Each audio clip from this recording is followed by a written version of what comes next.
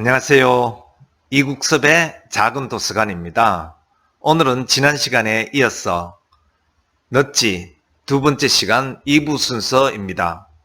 넛지에 관한 다른 사례로 우리는 선택 설계자가 만들어 놓은 세상 속에 살고 있음을 보여주는 사례도 있습니다. 겉으로 보기에는 사소하고 작은 요소라 해도 사람들의 행동 방식에 커다란 영향을 끼칠 수 있는 그런 사례들입니다.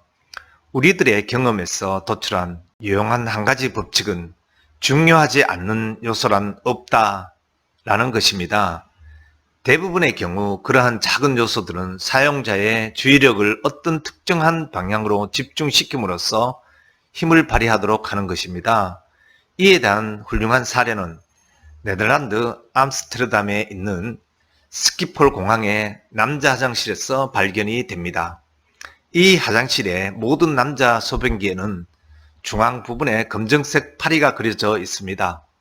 대개 남자들은 볼일을 볼 때 조준하는 방향에 크게 신경을 쓰지 않기 때문에 변기 주변이 매우 더러워지기 십상입니다.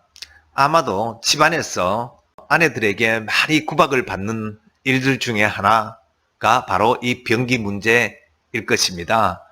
보통 남자라면 눈앞에 목표물이 있으면 거기에 집중하게 되고 작은 볼일을 보는 경우라면 자연스럽게 발사물을 변기 가운데에 맞출 확률도 아주 높아집니다. 이 아이디어를 처음 생각해낸 사람이 바로 경제학자인 아드 키붐이라는 분입니다. 아드 키붐의 말에 따르면 이 방법은 경이로운 효과를 거두고 있다는 것입니다. 아드 키붐은 소변기의 적중률이 높아졌다는 사실을 알게 된 것입니다. 파리를 본 이용자들은 목표물처럼 파리를 향해 발사하는 것입니다.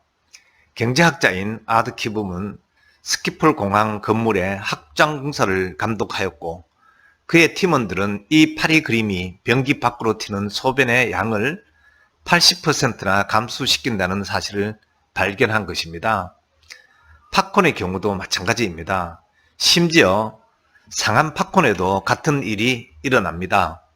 몇 년 전에 브라이언 원싱크 교수와 그의 동료들은 시카고의 어느 영화관에서 영화 관람객들에게 상한 팝콘을 무료로 한 통씩 제공하는 실험을 수행했습니다. 실험일 5일 전에 튀겨서 먹을 때 실제로 버벅거리도록 보관해 둔 것이었습니다. 구체적으로 팝콘이 상했다고 알려주진 않았지만 관람객들은 그 팝콘을 마음에 들어 하지 않았습니다. 한 관광객은 땅콩을 포장하는 스티로폴 용기를 먹는 것 같다라고 말하기도 할 정도였습니다. 어쨌든 간에 관람객의 절반에게는 팝콘을 커다란 통으로 나눠 주었고 또 나머지 절반에게는 중간 크기의 통으로 나누어 주었습니다. 큰 통을 받은 사람들은 중간 통을 받은 사람들보다도 훨씬 더 팝콘을 먹은 것으로 밝혀졌습니다. 비록 팝콘이 맛있다고 생각은 하지 않았는데도 그런 결과가 나타난 것입니다. 영화가 끝나고 난 후에 원싱크 교수는 팝콘을 큰 통으로 받은 사람들에게 자신들이 더 많이 먹은 것이 통의 크기 때문일 수도 있다라고 생각하는지 물어봤습니다. 그러자 대부분의 사람들은 그런 실수에는 안 넘어갑니다 라며 그 가능성을 부인한 것입니다. 그러나 그들의 생각은 틀린 것입니다. 바로 넛지의 사례를 보여주는 그런 사례인 것입니다.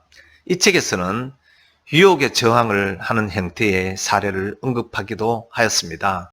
에피타이저로 나오는 스프에 관한 실험을 통해 넛지를 알려주고 있습니다. 원싱크 교수는 기발한 실험을 합니다. 참가자들에게 캠벨사의 토마토 스프가 담긴 커다란 그릇 앞에 앉아서 원하는 만큼 먹으라고 요청을 합니다.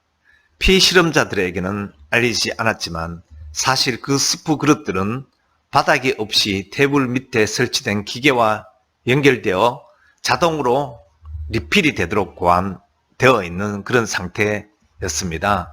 즉 피실험자들이 아무리 먹어도 그릇이 비지 않도록 장치를 해놓은 그런 상태였습니다.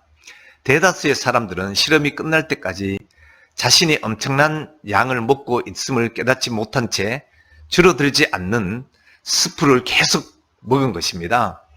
제공되는 음식의 양이 많으면 많이 먹을 수밖에 없다는 그런 결론입니다. 커다란 접시나 커다란 팩 등은 일종의 선택 설계로서 중요한 넛지의 역할을 합니다.